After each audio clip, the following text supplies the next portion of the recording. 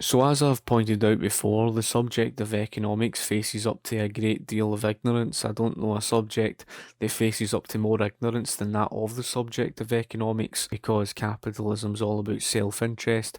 You hear the common myth claiming that capitalism is a dog-eat-dog world. Where this person of democracy at work is going is trying to basically correlate this with narcissism. Narcissus was a Greek god who looked at his reflection in the pond and fell in love with himself.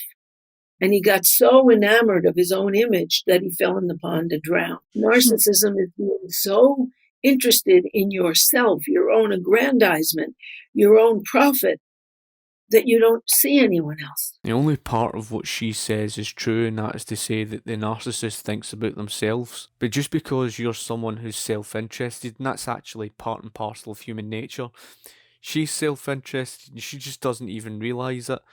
Of course, she would like to pretend that she isn't self interested. Human beings are naturally self interested, it's part and parcel of us, but it doesn't make you a narcissist. When you're talking about someone who suffers from narcissistic personality disorder, you're not speaking about a healthy individual who actually loves themselves. A narcissist is a person who is badly damaged from childhood, that typically stems from a damaged relationship from childhood with their parents. Now, typically, that could be a narcissistic parent that's very abusive to their child, constantly berates them, makes them feel unloved, that they're just a worthless piece of crap, etc., dirt on the side, and that's essentially where narcissism stems from. It also stems from, a parent that may set unrealistic standards where the child can never achieve it. Something that is obviously touched upon even by Maxwell Maltz. He addresses this very issue, a damaged relationship where they haven't grown up past childhood. Therefore, what the person who suffers from narcissistic personality disorder, takes on is this false image. So they feel unloved.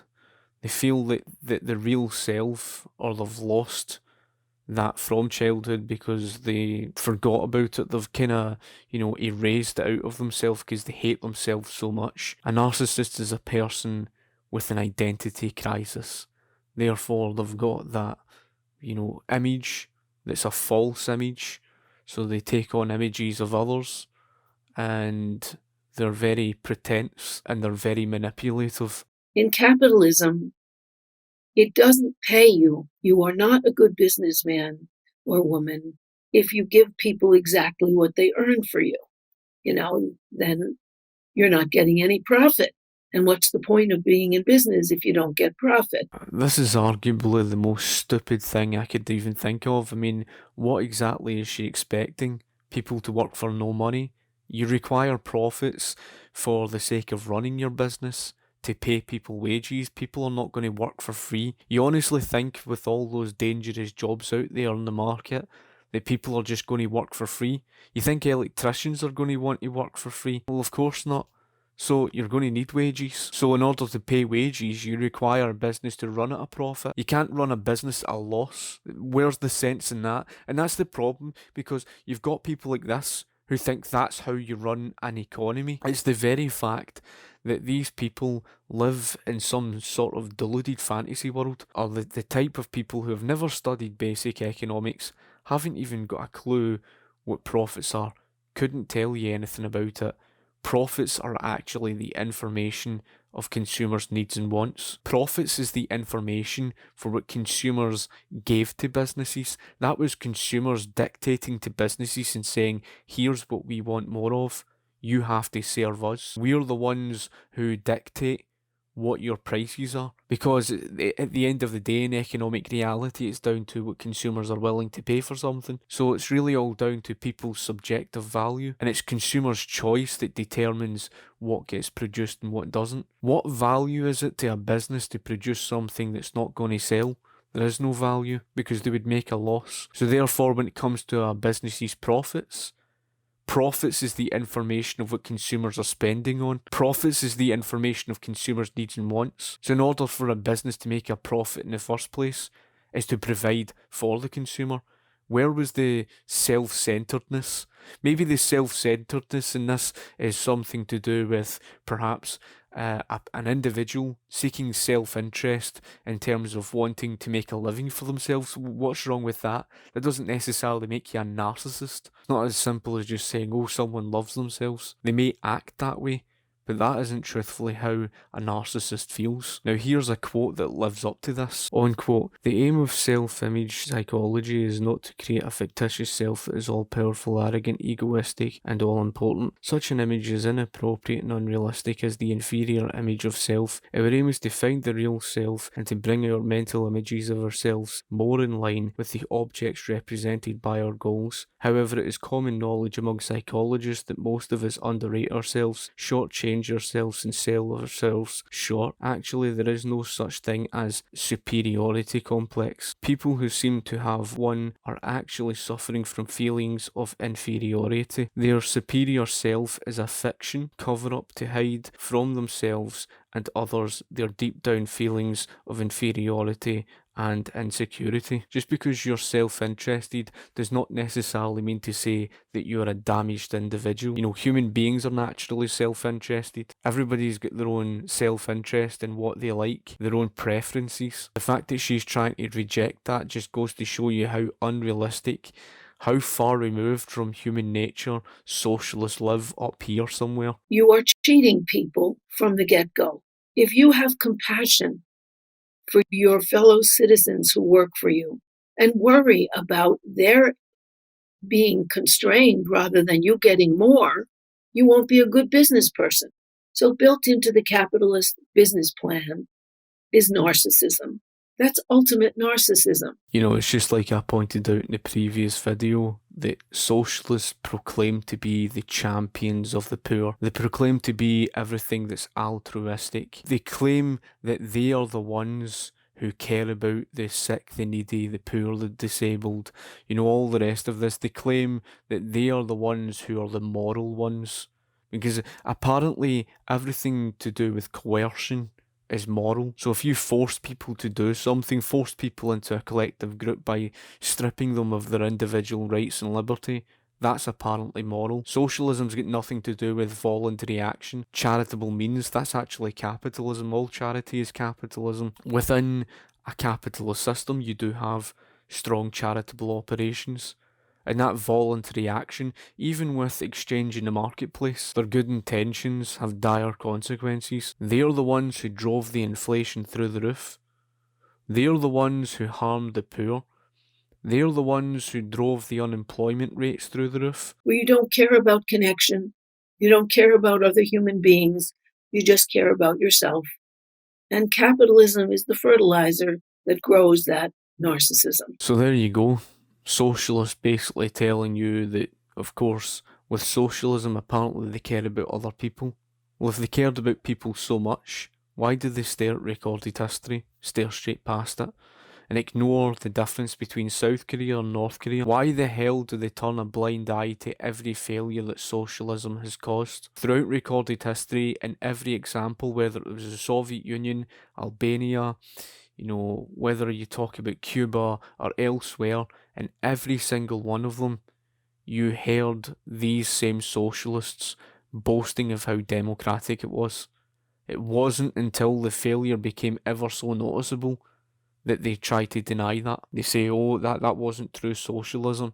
It's always the same excuses, and it's happened over and over and over so many times. Despite all those Cuban people who risked their lives to leave such a regime, who hate the communists, despite all of that, and despite how many people, you know, starved as a result of how evil it was, she wants to tell you that they are the champions of caring about other people. Well, see, if they cared so much about people, why the hell do they stare past Hong Kong and Singapore, the two most successful economies, most efficient economies the world has ever seen?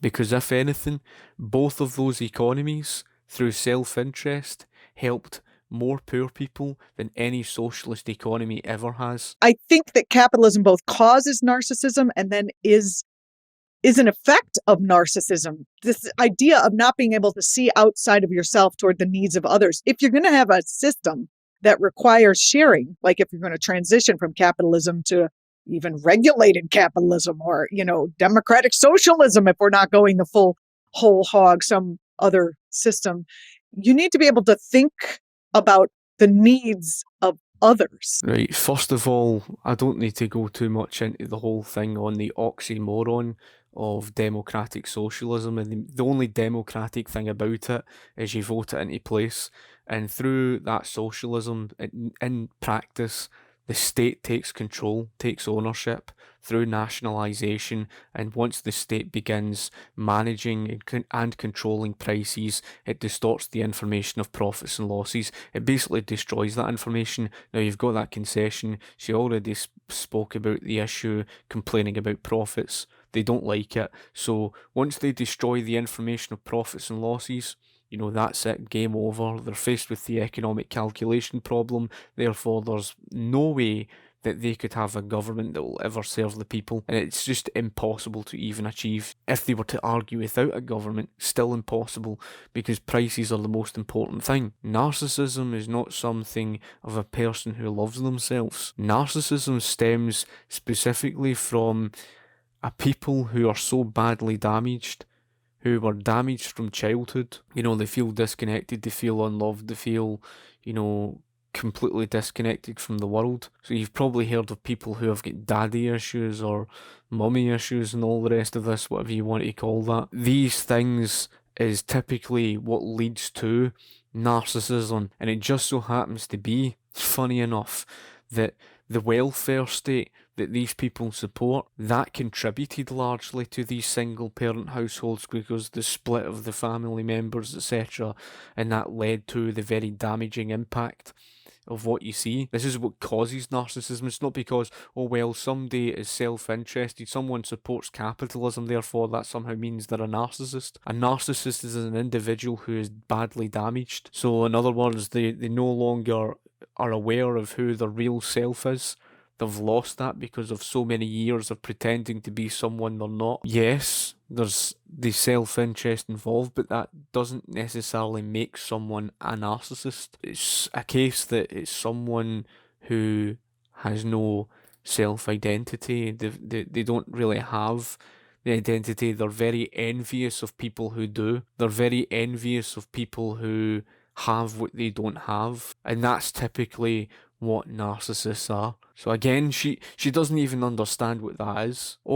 Capitalism is all about, self-interest. Therefore, how evil capitalism must be, through competition it's creating such a problem. Well, how has it? In fact, if anything, capitalism led to, thanks to the competition, it led to better improved material standards of living, the productive output thanks to consumers' demand, and the rise in people's living standards thanks to vigorous competition. It enabled you to improve people's lives through improved technology, etc. That improved technology passed off onto the consumer. It enabled higher living standards, for example, through improved technology, improved machinery.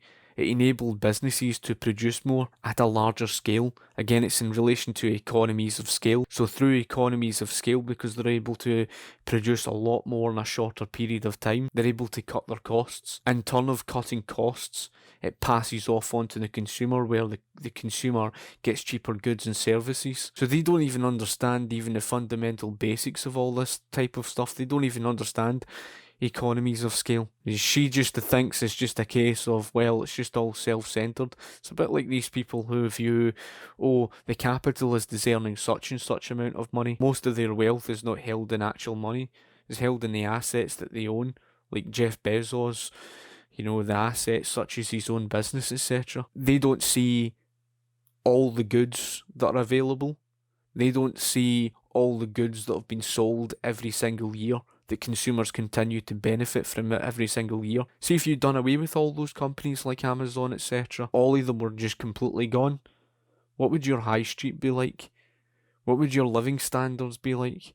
Nothing at all like what it is today. Real wealth measurement, you would look at consumption, and the average household consumption has driven up, not down. So therefore people have become wealthier, not poorer. And that is something that real narcissists cannot do. Meanwhile, it's like if you grow up in a society that teaches you that, not to think of others, to race to the top, undermine your neighbor, your friend, the people that you're selling product to. If you don't, you'll be undercut by Walmart or one of these other big corporations, etc. It makes people fearful. It makes you think only of yourself. It kind of shoehorns people into narcissism, where if you have a society that is based on a common good, it mitigates against rampant narcissism. This is just a load of nonsense, folk. I go into the whole thing to do with photography, and I look to do my own business. Would I go into this just thinking purely of myself? Not entirely. Sure, self-interest drives me because it's something that I enjoy personally. Drives me because it's something not just that I personally enjoy, but I also do it because I know that it benefits other people. I know that the work that I would end up doing would, benefit other people and benefit from the service I'm able to provide. And they would, go away pleased with that.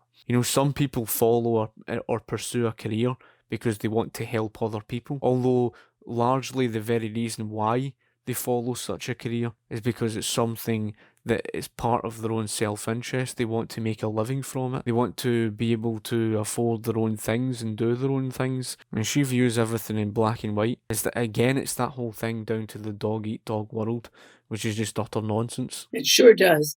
Co-ops are the example of that, where your livelihood doesn't depend on outdoing your neighbors and your friends at work, but cooperating.